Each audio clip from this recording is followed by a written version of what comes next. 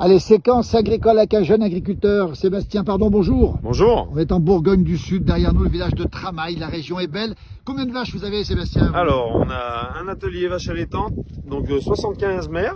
Oui. Donc voilà, en vélage octobre jusqu'à décembre. Donc en charolaise, pure race. Donc là, on a attaqué les vélages. On en a une huitaine. Pour On va l'instant, aller voir ça se passe très bien. les vaches. Regardez, c'est le foin, ça, dis donc, c'est impressionnant. Ça, c'est le foin que vous avez fait cet été, c'est ça? Voilà, ça c'est foin en rubanage. Vu que le temps était un peu capricieux pour faire le foin, au lieu de se faire piéger à faire mouiller le foin, on en a pas mal empapilloté, on appelle ça. Oui, on les voit derrière. Combien de bottes au total vous avez fait? Alors, on a fait 2700 bottes de foin, dont à peu près 500 bottes en rubanage. En rubanage, dites-moi, écoutez. Et voilà l'étable ici, on rappelle Bourgogne du Sud. Alors, ce sont les blanches qui sont ici, les charolaises. Voilà. On est au pays de la charolaise, regardez. Alors, vous avez 75 bêtes à peu près, dites-nous un petit peu. Donc là, actuellement, on les a rentrées pour préparer les vélages. On en a une huitaine qui ont déjà vélé. Donc c'est depuis à peu près une huitaine de jours.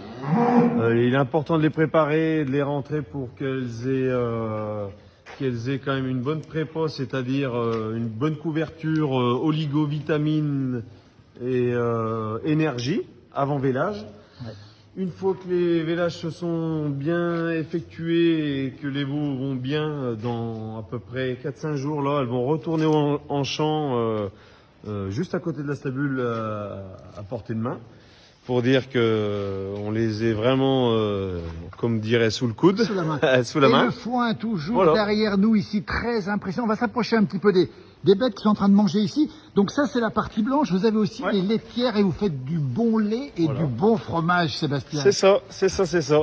Donc là, c'est une partie vache allaitante qui sont dans un bâtiment dédié pour elles, qu'on a fait en 2009 pour essayer de concilier le bien-être animal, donc avec les aires de couchage qu'il faut, tout ça, que ce soit bien confortable, et aussi le bien-être de l'éleveur, parce qu'il faut quand même y penser.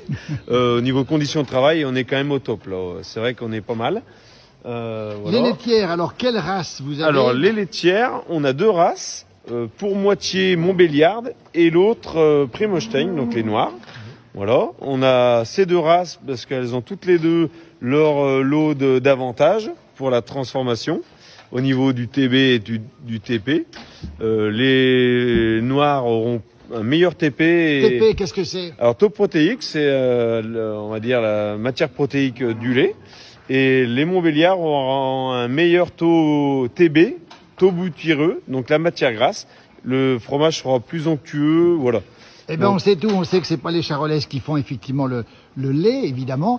Alors, le lait est transformé ensuite avec votre épouse Rose, qui en fait d'excellents fromages de vache et mélangé avec les chèvres. C'est ça, ouais. Bon, on s'adapte à la demande, hein, en fait. On fait du pur vache, du pur chèvre et du mélange.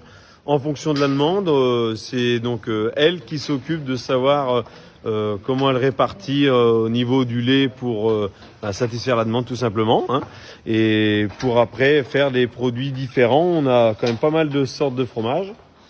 Donc voilà. Le GAEC, pardon, on rappelle la Bourgogne du Sud. Dites donc un jeune agriculteur, vous êtes combien dans le GAEC aujourd'hui? Alors on est 7, on est 3 associés, ma femme, mon frère et moi, plus des salariés. L'épouse Rose, le frère qui est ici, Pierre, qu'on a déjà rencontré, et les salariés en plus. Comment ça se passe? C'est facile pour un jeune agriculteur aujourd'hui d'avoir toute cette exploitation? Aujourd'hui, c'est difficile. C'est quoi les difficultés?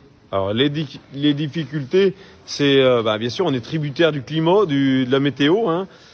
Plus que jamais aujourd'hui, parce que avec le réchauffement climatique, on va dire, c'est la principale difficulté, hein. Mais bon, on fait face, on essaye de trouver des solutions pour ça, et puis voilà quoi. Après, le travail à plusieurs, ça a son lot d'inconvénients et ça a son lot aussi d'avantages. Les avantages, c'est qu'on peut s'épauler les uns les autres. Ça, c'est super. Et les inconvénients, le travail en communauté, c'est vrai qu'il faut savoir mettre son poing dans sa poche ou savoir dire les choses quand il le faut. Voilà, c'est ça. Sébastien, 3 enfants, votre frère Pierre en a 4. Est-ce qu'ils vont reprendre la ferme? Est-ce que vous souhaitez qu'ils reprennent la ferme? Ma foi, ça, on leur laisse le choix, libre choix parce que faut que ça soit une décision de eux, pour que ça soit une passion. Il faut vraiment que ça soit une passion pour pouvoir perdurer et être performant. Et voilà, il faut performer aujourd'hui dans ces domaines-là. Et donc il faut être passionné, hein, tout simplement. Hein. Merci Sébastien, la passion du GAEC. Pardon, et les petites chèvres ici, on les a vues dans une autre facile. Regardez ces belles vaches ici, on rappelle qu'ils font du lait de vache et du lait de chèvre et qu'ils vendent d'excellents fromages. Une belle passion pour ces jeunes. Merci beaucoup Sébastien. Et bon merci vent à vous. à tout le GAEC. Merci. Ouais, merci.